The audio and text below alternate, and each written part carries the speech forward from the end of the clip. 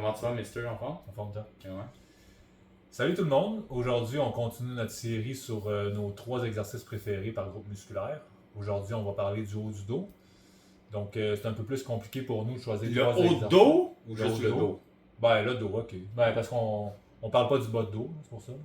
Ah, c'est ça que tu On voulais le compte dire. pas dans cette vidéo-là. C'est pour ça que je l'ai dit ça. Ok, on va vice versa. Je Ouais. comprends. Donc, c'est ça. C'est pour ça que c'est un peu plus difficile pour nous, 3 exercices là-dessus, parce qu'il y a plus de muscles dans le dos que dans le chest, par exemple.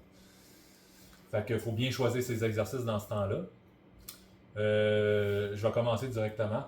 Mon exercice préféré, et de loin pour le haut du dos, pour moi, c'est un lat pull-down.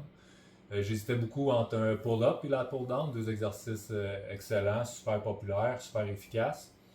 La raison pourquoi je choisis le lat pull-down, c'est simplement à cause de toutes les grips possibles avec ça, parce qu'avec des pull-ups, bon, la plupart du temps, tu vas avoir une barre droite ou tu vas avoir peut-être 2 ou 3 barres là, qui vont vers le bas, puis tout ça, puis tu peux choisir souvent soit en pronation, supination, puis des fois en prise hammer aussi. Mais avec les poulies, ils font tellement d'accessoires, puis tu as tellement de grips différentes avec ça. Puis aussi, à cause du fait de quand tu veux faire des drop sets ou des mechanical drop sets, c'est tellement plus facile de gager, de modifier ça avec le poids en fait, contrairement à si tu fais des pull-ups.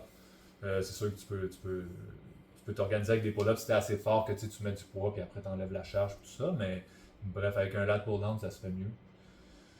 Puis, c'est ça. Ensuite de ça,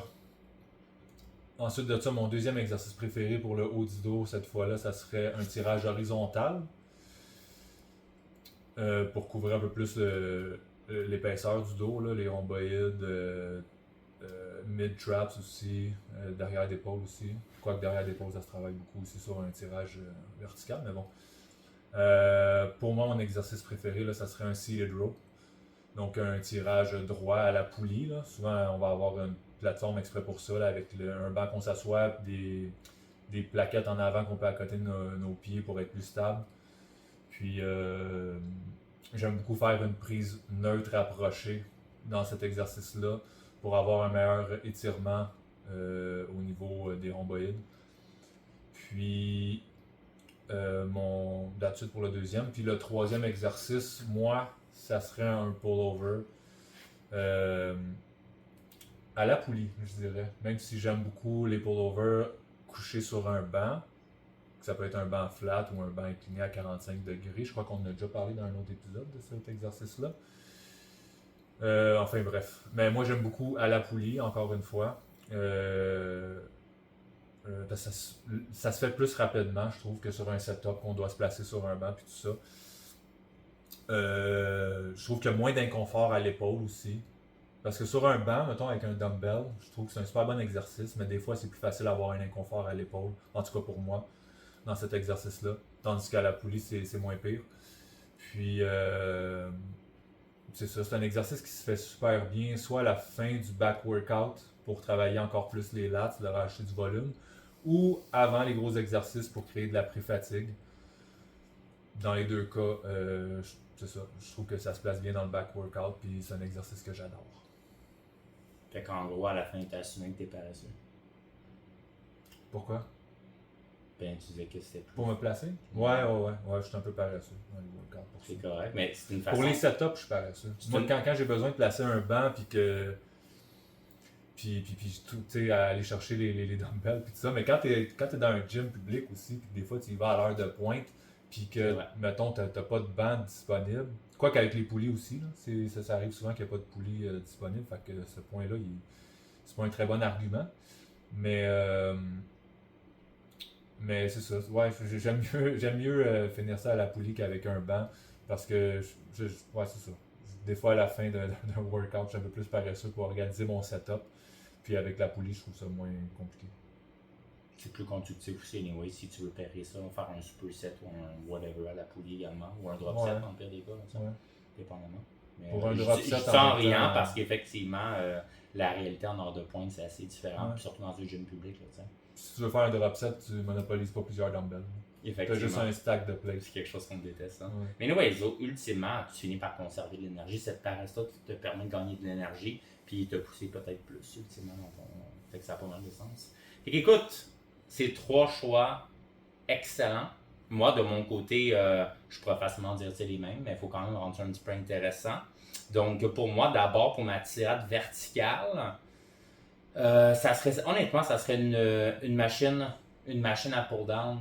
Je sais pas si tu te rappelles celui-là au Nautilus qu'il y avait. C'est une machine hybride, Hammer Strength incliné, tirable, fait que tu as la poitrine supportée. Parce que souvent, tout le monde, quand on fait cet exercice-là, les gens transforment ça quasiment en row. Tu sais, on voit les goallifters, souvent, ils vont swinger, puis ils vont mettre le dos quasiment, ils vont arquer, quasiment une hyper-extension du dos. Puis tellement au point que tu commences à faire un back extension, tu sais, ça n'a pas trop de sens pour venir chercher son grand dorsal notamment. Donc, j'aime ça supporter à la poitrine pour éviter encore une fois de balancer, puis juste vraiment venir chercher les poignets en haut, puis vraiment venir tirer comme ça. J'aime beaucoup ça. Puis même chose, normalement, tu as 2-3 choix de grip, que ce soit supination, pronation, même semi-supination, semi-pronation. Donc, pour la grip exacte, ça te permet d'avoir de la variété, mais l'idée, c'est d'avoir ta poitrine supportée, puis d'avoir les poignets en haut. Donc ça, j'adore ça. Puis évidemment, c'est isolatéral. Ouais. Donc, tu as comme un bras qui travaille indépendamment. Là, fait que ça, c'est super intéressant pour les potentiels débalancements ou peu importe, j'adore ça. Pour la tirade, ça, encore une fois, on a énormément de choix différents. Si j'en aurais juste un, j'aime beaucoup le T-bar row. T-bar row, même chose, le setup est pas vraiment compliqué. Tu peux vraiment moduler beaucoup la grip avec soit le V-handle, des fois tu as même des attaches de T-bar row. Puis là, je parle encore pas sur la barbell plutôt que la machine T-bar row parce que je pense que tu as plus de liberté de mouvement, dépendant comment tu veux placer ton tronc. Puis au niveau des grips également, j'aime beaucoup ça. La machine T-bar row, tu parles du chest supported row?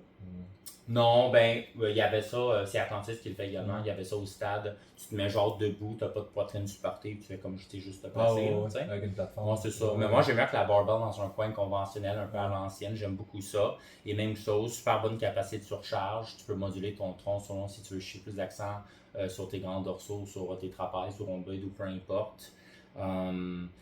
Tu pourrais commencer à même gosser avec du Metals Row ou du single arm, mais moi je vais faire vraiment 2 bras en même temps, question d'économiser du temps également. Donc ça c'est quelque chose que j'adore, puis je sais qu'on dirait qu'on parlait pas trop du bas de dos, mais c'est quand même une bonne façon de venir chercher des érecteurs.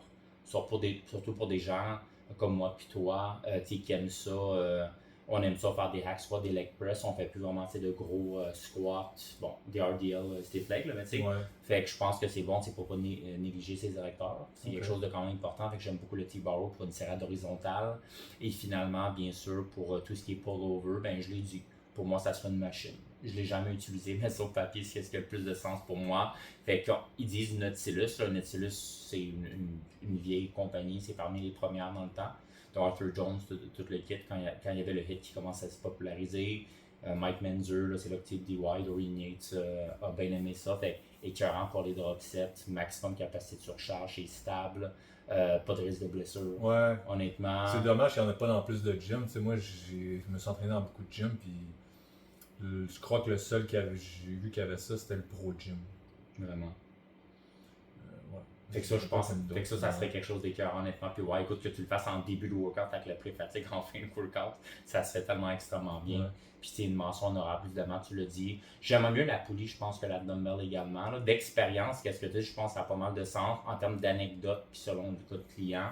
C'est pas un exercice que j'ai donné beaucoup. Celui-là, que le dumbbell, quand ils ont au-dessus de la tête pour venir chercher l'extension de l'épaule, whatever, ça a tendance à agréer moins que les articulations. C'est plus dur sur les épaules des gens d'expérience. Puis même sur le placement, pour avoir une belle arc au niveau du dos, pour avoir un bon angle pour bien recruter les grands dorsaux, ça va être un petit peu plus compliqué le setup. Puis en combat sur un setup de banc, alors que debout, si tu plies un peu tes genoux, tu sors tes fesses pour venir chercher un bol d'étirement, tu peux même parler du pull-over, le lat prayer, là, comme une prière que tu te mets à genoux. Avec ça serait une méditation intéressante, mais je pense que ça serait un bon deuxième choix pour si tu n'as pas accès. Moi, comme j'ai dit, j'ai pas accès à une machine.